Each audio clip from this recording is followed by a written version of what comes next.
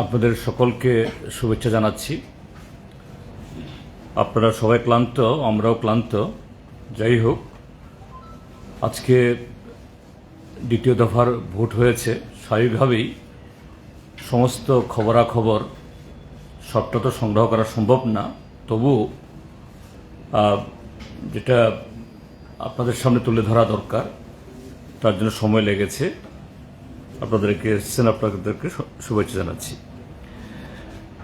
তো যেটা আমরা বলতে চাই, আজকের নির্বাচনটা ছিল একটা অত্যন্ত জনগণের কাছে একটা চ্যালেঞ্জের নির্বাচন।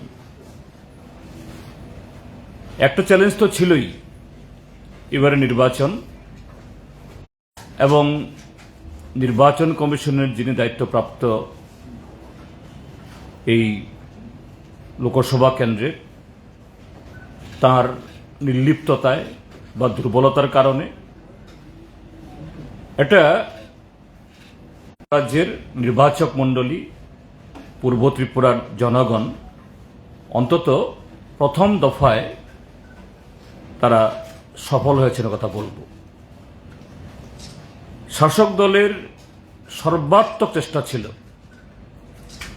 যে এই পূর্ব ত্রিপুরার নির্বাচনটাকেও আর একটা প্রহসনে পরিণত করার জন্য। তার জন্য 24 তারিখ সরব প্রচার শেষ হওয়ার পর থেকেই রাজ্যের সর্বত্র শাসক দলের ক্যাডাররা সেখানে হুমকি দেওয়া, একটা ভয়ের একটা পরিবেশ তৈরি করা তার চেষ্টা চালিয়েছিল সবকটা 30টা নির্বাচনী বিধানসভা কেন্দ্রেই। এবং তার মধ্যে তেলিয়ামুড়া বিধানসভা কেন্দ্রের কৃষ্ণপুর এলাকাতে গতকাল সন্ধ্যাতে 3টে বাড়ি তছনছ করেছে। খোয়াই শহরে এই মোহনপুর থেকে, এখান থেকে মোহনপুরের নেতা তিনি আগের দিন রাত্রিবেলাতেই, গতকাল রাত্রিবেলাতেই গাড়ি বোঝাই করে পাঠিয়েছিলেন বাড়ি বাড়ি গিয়ে ধমকানোর জন্য। তারপর ঋষ্যমুখ বিধানসভা কেন্দ্রে, ধর্মনগর বিধানসভা কেন্দ্রে, কমলপুরের 2টো বিধানসভা কেন্দ্রে, এসব জায়গাতে অন্যান্য মহকুমা বা অন্যান্য বিধানসভা কেন্দ্রের চাইতে খুব বেশি মাত্রায় এই হুমকি পরিবেশকে একদম ভয়ার্থ পরিস্থিতির চেষ্টা ছিল। সব কিছুকে ডিফাই করে আজকে আরেক দিক থেকে হলো যে এই রুদ্রতাপ এবছর অস্বাভাবিক। বিগত কয়েক দশকের মধ্যে শাসক দলের সমস্ত ষড়যন্ত্র আর প্রাকৃতিক অর্থাৎ এই রুদ্রতাপ দুটোকে উপেক্ষা করে মানুষ আজকে নেমেছেন। সেই জায়গায় আমরা বলবো না যে একদম ফ্রি অ্যান্ড ফেয়ার ইলেকশন হয়েছে, এ কথা বলার সুযোগ নেই। কেননা একটা রাজ্যে শাসক দলই যখন সমস্ত কিছু নষ্ট করার, স্পয়েল করার উদ্যোগ নেয়, তখন জনগণের পক্ষে এবং কমিশনের পক্ষেও সবটা করা সম্ভব হয়ে ওঠে না। সেই জায়গায় যে বহু জায়গাতেই ভোটারদের আজকে বাধা দেওয়ার চেষ্টা হয়েছে, বিরোধী দলের এমনকি নির্দলদের তাদের পোলিং এজেন্টকে আটকানোর চেষ্টা হয়েছে। অনেক জায়গাতে পোলিং এজেন্ট প্রবেশ করেছে, ভেতর থেকেও টেনে হিসড়ে বের করা হয়েছে, কয়েকজনকে আহত করা হয়েছে। একজন এই ভোট দিতে আসা বাম সমর্থক, তাকে সাবরুমের একটা মধুবাড়ি নামে একটা জায়গাতে ছুরিকাঘাত করা হয়েছে। এই সমস্ত ঘটনা সত্ত্বেও এটা নির্বাচন কমিশনই বলতে পারবেন। আমাদের কাছে যা খবর বা আপনারা এসছেন এই সিইওর সাংবাদিক সম্মেলন থেকে, এটা প্রায় 80 বা তার থেকে একটু বেশি শতাংশ ভোট সেখানে পড়েছে। আমরা ইন্ডিয়া মঞ্চের তরফ থেকে তার সমস্ত কৃতিত্ব দেব ত্রিপুরাজ্যের সচেতন নাগরিককে। তারা একদিক থেকে এ রাজ্যে সুবিধাবাদী রাজনীতির বিরুদ্ধে, ত্রিপুরাজ্যে যে বিগত 6 বছর ধরে বা সারা দেশে 10 বছরের বঞ্চনার বিরুদ্ধে, এবং আরেক দিক থেকে শাসক দলের যে উদ্যত্তপনা, আমরা যে সমস্ত ভাষা শুনেছি, বিশেষ করে পশ্চিম ত্রিপুরা আসনের যে প্রার্থীর মুখ থেকে এবং আরও কিছু নেতার তরফ থেকে, তার বিরুদ্ধেই একটা রায়, অর্থাৎ গণতন্ত্র রক্ষার,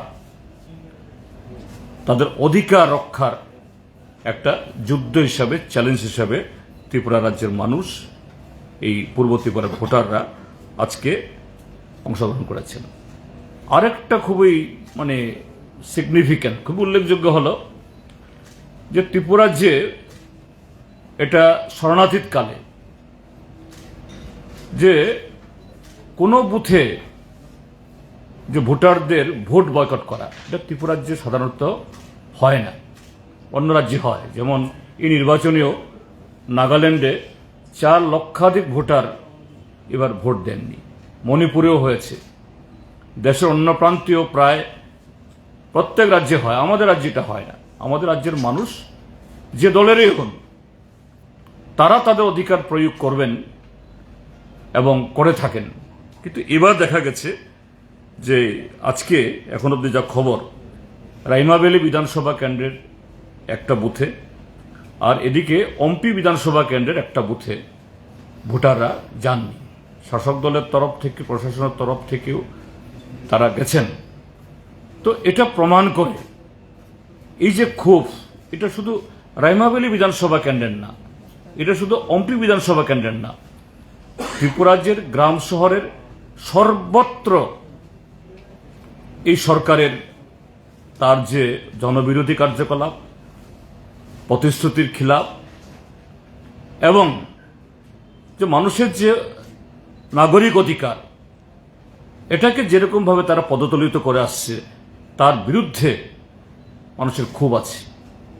যাই হোক, সেই ক্ষোভটাকে মানুষ মাত্র এই 7 দিনের ব্যবধানে 19 তারিখের পর এইভাবে মানুষ ভোট দিতে আসবেন, সমস্ত প্রতিবন্ধকতা, প্রতিকূলতা ছাপিয়ে, এটা অত্যন্ত গুরুত্বপূর্ণ এবং আগামী দিনের জন্য শুধু ত্রিপুরার না, সারা দেশে গণতন্ত্রকে বাঁচিয়ে রাখার, টিকিয়ে রাখার যে মানুষের আকাঙ্ক্ষা, আকুতি, এটাকে কুর্নিশ জানাতে হয়।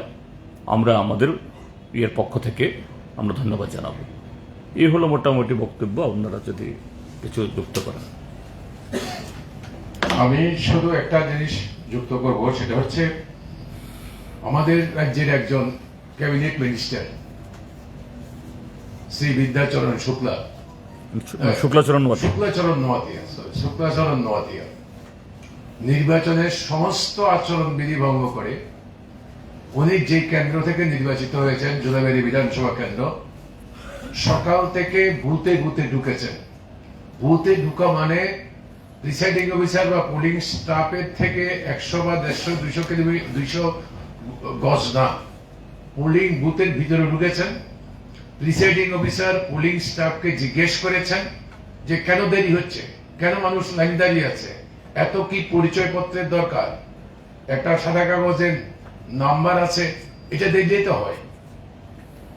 এবং সেটা অধিকাংশ পোলিং বুথে করার পরে একটা জায়গাতে আমাদের এজেন্ট ছিল, সেই এজেন্ট যখন প্রতিবাদ করেছে তখন পুলিং প্রিসাইডিং অফিসার বলতে বাধ্য হয়েছে যে স্যার, এটা আপনার কাজ না, ইলেকশন কমিশনের যে নির্দেশ, সেই নির্দেশ মতো ফটো আইডেন্টিটি কার্ড বাধ্যতামূলক, আমরা তা দেখব, আপনার যদি কোনো দেরি আমরা 1 মিনিটের জন্য করব না।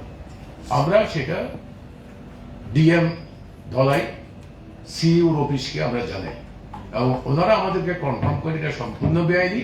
ডিএম সাউথকে নির্দেশ দেওয়া হয়েছে যে ওকে যেন বের করে দেয় এবং ওর অফিসকে চিঠি দেওয়া হচ্ছে, মন্ত্রীকে চিঠি দেওয়া হচ্ছে, সম্পূর্ণ বেআইনি। এটা সম্পূর্ণ অপরাধমূলক কাজ। 1 2 নম্বর হচ্ছে, যারা এই যে সাইলেন্স পিরিয়ড, যারা সম্ভাব্য আমাদের ইন্ডিয়া ব্লকের এই ছিলেন, এজেন্ট ছিলেন, সেই এজেন্টদের ওরা আমাদের রাজ্যটা ছোট এলাকা, ছোট চেনা পরিচয়, খুব অসুবিধা হয় না, এই তাদের বাড়িগুলো বাছাই করেই সবচেয়ে বেশি হামলা উজ্জ্বতি হয়েছে।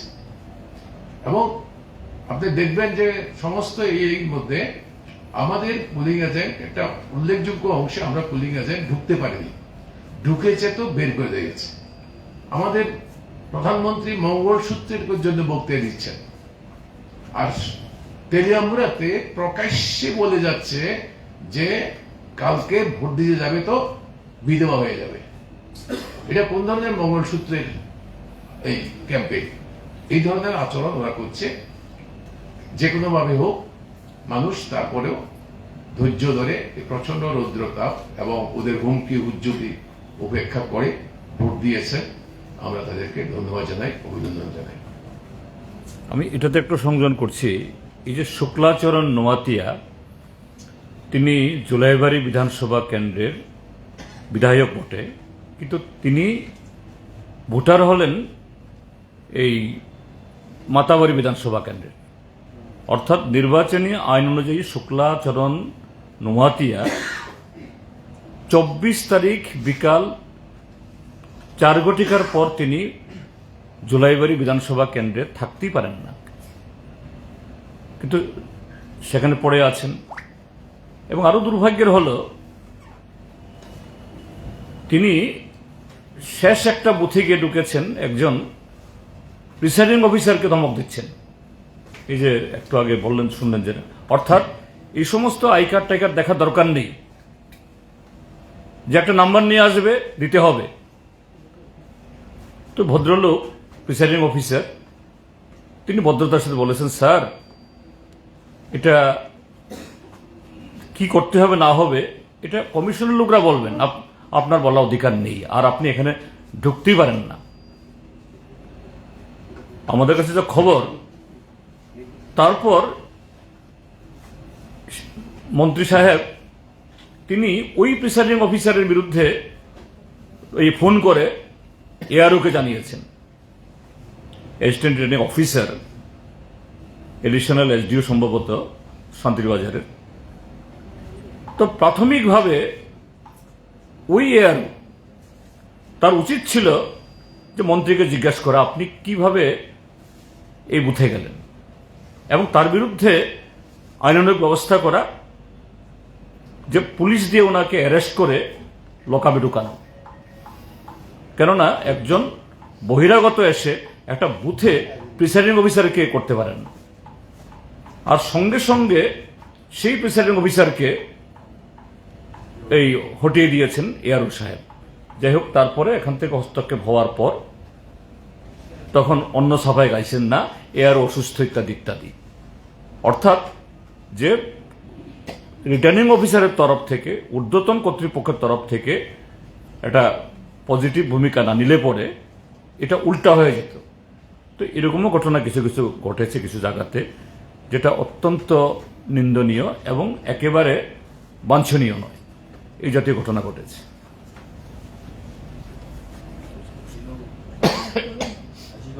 কিছু বলবেন?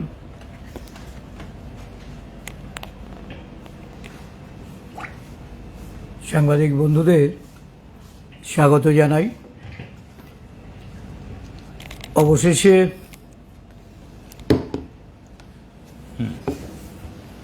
আমাদের রাজ্যে দুটো লোকসভা নির্বাচন সম্পন্ন হয়েছে। নির্বাচন উৎসবের মেজাজে হয়েছে, এটা শাসক দলের দাবি। এই রাজ্যের মানুষ প্রত্যক্ষ করেছে এই নির্বাচনকে কেন্দ্র করে নির্বাচন ঘোষণার আগে থেকেই শাসক দল গণতান্ত্রিক বাতাবরণ কিভাবে নষ্ট করা যায়, নির্বাচনে প্রতিদ্বন্দ্বিতায় থেকে ভয় ভীতি সন্ত্রাসকে হাতিয়ার করে নির্বাচনকে প্রহসনে পরিণত করার সমস্ত পদক্ষেপগুলি তারা গ্রহণ করে। এমনকি নির্বাচন কমিশনের যারা তত্ত্বাবধায়ক, এখানে সিইও আছেন, আরওরা আছেন, ইভেন প্রিসাইডিং অফিসার অবধি, তাদের এই নির্বাচনী কাজে হস্তক্ষেপ করা, গণতান্ত্রিক যে অবশিষ্ট যে সমস্ত আমাদের ধ্যান ধারণা অতীতের, এই সমস্ত কিছু তারা লোপাট করে দিয়ে প্রহসনাত্মক নির্বাচন করার প্রতিটা পদক্ষেপ তারা কার্যকর করে। পশ্চিম ত্রিপুরা লোকসভা আসন সম্পর্কে আমরা আগেও বলেছি যে এই নির্বাচনে মানুষের ভোটাধিকার হরণ করা, বিরোধী দলের পোলিং এজেন্টদের তাদেরকে তাদের দায়িত্ব কর্তব্য পালন করতে বাধা দান করা, এমনকি বিভিন্ন ক্ষেত্রে তাদেরকে শারীরিকভাবে আক্রমণ করে লাঞ্ছিত করা, নানাভাবে অভিযোগ জানিয়েও নির্বাচন কমিশন কাছ থেকে আমরা কোনো সদুত্তর পাইনি এখন অবধি। পূর্ব ত্রিপুরার ক্ষেত্রেও এখানে জিতেনবাবু বলেছেন বা আমাদের নারায়ণবাবুও বলেছেন যে বিভিন্ন ধরনের এই উস্কানিমূলক বা যে অ্যাক্টিভিটি এগুলি ছিল। আমি নিজেও গত পরশুদিন যখন পূর্ব ত্রিপুরা লোকসভা আসনের প্রচার সেরে ফিরছিলাম, তেলিয়ামুড়াতে আমি আমার অবস্থানকালেই সেখানে বেশ কিছু হুমকির ঘটনা, বাড়ি ঘরে গিয়ে সেখানে মানে তালা লাগিয়ে দেওয়া, ভাঙচুর করা, এই ঘটনা ঘটছিল। আমরা পুলিশ কর্তৃপক্ষের নলেজেও দিয়েছি। প্রোটেকশনের জন্য যথোপযুক্ত ব্যবস্থা এটা প্রশাসনের দিক থেকে ছিল না। বলা যায় যে ধরনের পরিবেশে এটা গণতান্ত্রিক বাতাবরণকে নিজেদের করায়ত্ত করে শুধুমাত্র রাজ্যবাসীর উদ্দেশ্যে উৎসবের কথা বলে তারা যে নীরব সন্ত্রাস করেছে, এই নীরব সন্ত্রাসের সাক্ষী ত্রিপুরা রাজ্যবাসী। এটা ঠিক যে পশ্চিম ত্রিপুরা থেকে কিছুটা মানুষ তাদের অভিজ্ঞতার ভিত্তিতে কিভাবে ভোট প্রদান করা যায় বা গণতান্ত্রিক যে রায় তাদের প্রদান করা যায় তার জন্য তারা যেমন তৈরি হয়েছিল, খানিকটা এখানে সক্ষম হয়েছে। বিভিন্ন জায়গায় ভোটের আগের দিন মানে গতকালকে যে প্রহসন শাসক দল তৈরি করেছে, আমরা বারবার এই কথাটাই কমিশনের দৃষ্টিতে নিয়েছি যে 144 ধারা থাকা সত্ত্বেও কিভাবে অ্যাসেম্বল হয়, 20টা 25টা বাইক একসঙ্গে ছুটছে, সন্ধ্যার পর থেকে নানা জায়গায় হুমকি ধমকি, রাস্তার উপর তাদের যে মুভমেন্টগুলি সেগুলি সম্পর্কে যদি কোনো ধরনের স্টেপ তারা না নিয়ে তাদেরকে মুভ করার সুযোগ করে দেয়, ন্যাচারালি একটা অংশের ভোটাররা ভোটদানে বিরত ছিল এবং তাদের ভোটাধিকার হরণ করা হয়েছে। আমাদের বিশ্বাস যদি সঠিকভাবে এই রাজ্যে দুটো লোকসভা আসনে ভোট প্রদানের জনগণের সক্ষম হতো, তাহলে এই রাজ্যে শাসক দলের পরাজয় নিশ্চিত ছিল। শুধু পরাজয় এড়ানোর জন্য নানা উপায়ে প্রথমত অশুভ জোটের মাধ্যমে নিজেদেরকে মানুষের কাছে একটা বার্তা পৌঁছানো, মানুষ যেটাকে প্রত্যাখ্যান করছে সেটা বুঝে জনগণের উপর অগণতান্ত্রিকভাবে তারা যে তাদের প্রশাসনকে অপব্যবহার করে যেভাবে ভোট পর্ব সম্পন্ন করেছে, আমরা ধন্যবাদ জানাই এই দুটো লোকসভা আসনে একটা বিরাট অংশের নাগরিকরা সব কিছু উপেক্ষা করেও তারা ভোটদান করেছেন এবং এই ভোটদানের যে সাহসিকতা তারা দেখিয়েছেন আমরা তাদেরকে অভিনন্দন জানাই। আগামী দিনগুলিতে এই রাজ্যে ভোটের এই চিত্র যদি উৎসবের আকার নেয় তাহলে বলতে হবে যে এটা এই রাজ্যের জনগণের জন্য গণতন্ত্রের একটা কবরের সৃষ্টি তারা করছে। নির্বাচন কমিশন তাদের এই রাজ্যের যারা দায়িত্বপ্রাপ্ত তাদের ভূমিকায় আমরা মোটেও সন্তুষ্ট হতে পারছি না। গাদা গাদা অভিযোগ সত্ত্বেও সেগুলি সম্পর্কে কি বিহিত করেছে এখন অবধি আমরা কিছু জানতে পারিনি। আমরা চাইছি যে কমিশন অ্যাকর্ডিংলি তারা যেন অ্যাক্ট করেন এবং প্রতিটা ক্ষেত্রে তাদের পদক্ষেপগুলি যেন নিরপেক্ষ হয়। তো আজকের এই নির্বাচন সম্পর্কে জিতেনবাবু যে কথা বলেছেন যে এখনও পূর্ণাঙ্গ রিপোর্ট আমরা পাইনি, এবং কিছু কিছু ক্ষেত্রে যে বিক্ষিপ্ত ঘটনা ঘটেছে সেগুলি তো উঠে এসছে, আপনাদের মিডিয়ার মাধ্যমে অনেক জানতে পেরেছেন। ভোট বয়কট করার মতো ঘটনা ঘটেছে, যেটা এই রাজ্যে আমরা কখনো দেখিনি। যাই হোক, সর্বাঙ্গীনভাবে এটাই বলবো যে শাসক দল যেটা ম্যানিপুলেট করে, তাদের পক্ষে ভোটারদের তাদের গণতান্ত্রিক রায় যেটা তারা অ্যাচিভ করার চেষ্টা করেছে, এটা খানিকটা প্রতিহত হয়েছে। আগামী দিনগুলিতে আমরা আরও খবরাখবর নিয়ে পরিষ্কারভাবে আমরা সেটা তুলে ধরব। কিছু বলবেন বা কিছু কোনো জিজ্ঞাসা আছে আপনাদের? কিছু করবেন?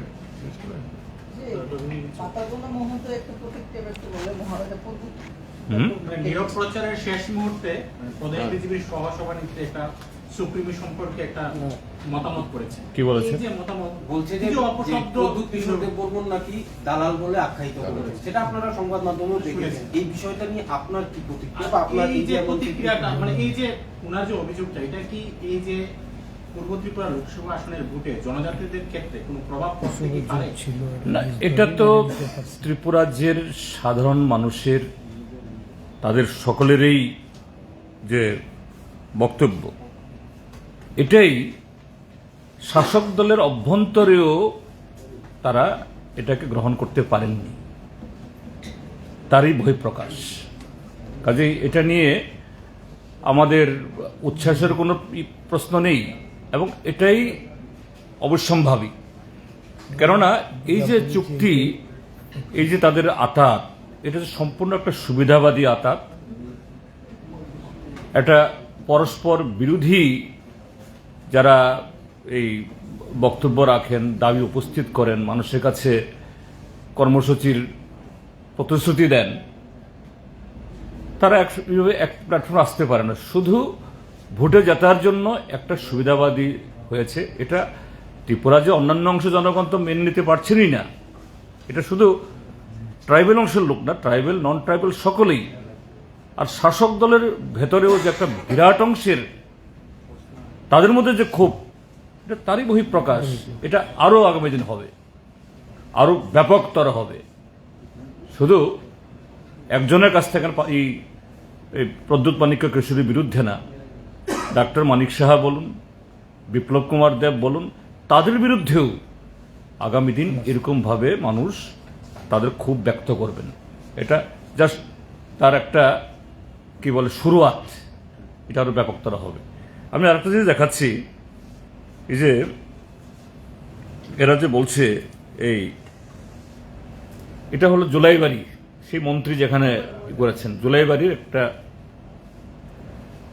এরকম প্রায় সমস্ত বুথের বাইরে একদম দরজায় গিয়ে এইভাবে শাসক দলের লোকেরা টেবিল চেয়ার পেতে বসে ভোটারদেরকে যাতে ভিতরে না যায়, অনেকে বলে দিচ্ছেন যে তোমাদের ভোট আমরা দেব, দরকার নেই, আপনাদের ভোট হয়ে গেছে।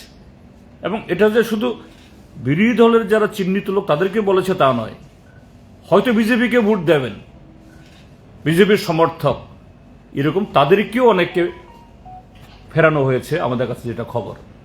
এটা জুলাইবাড়ি সহ কিছু জায়গাতে হয়েছে। আর আরেকটা জিনিস আমি বলবো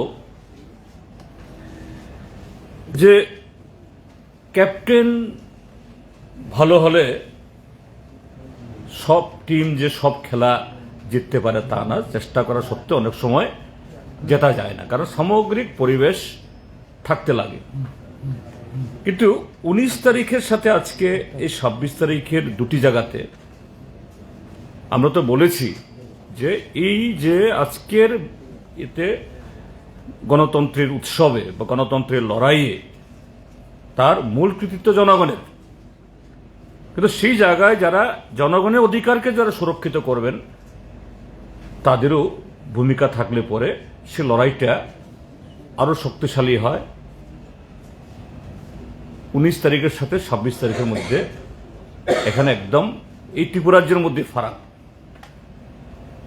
19 তারিখের ক্যাপ্টেন মানে হল ডক্টর বিশাল কুমার, নাম তার বিশাল, কাজ হলো তার বিপরীত, যে শাসক দলের সেবা করা, তার নির্লিপ্ততা এবং আরো অন্য কিছু আছে কিনা, যে কারণে যে জনগণ তার মৌলিক অধিকার প্রয়োগে এরা বঞ্চিত হয়েছে, যার বিরুদ্ধে আমরা বলে যাচ্ছি এবং কমিশনের কাছে আমাদের এখনো দাবি আছে।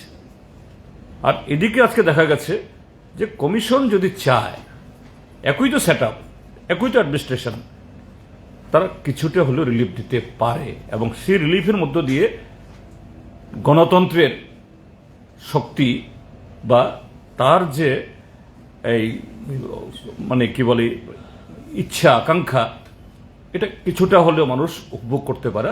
আজকে কিছুটা করেছে, যা আগামী দিনের জন্য এটা ব্যাপক, বা আগামী দিনের জন্য আমাদের একটা বিরাট আশা এবং বর্ষাস্থল।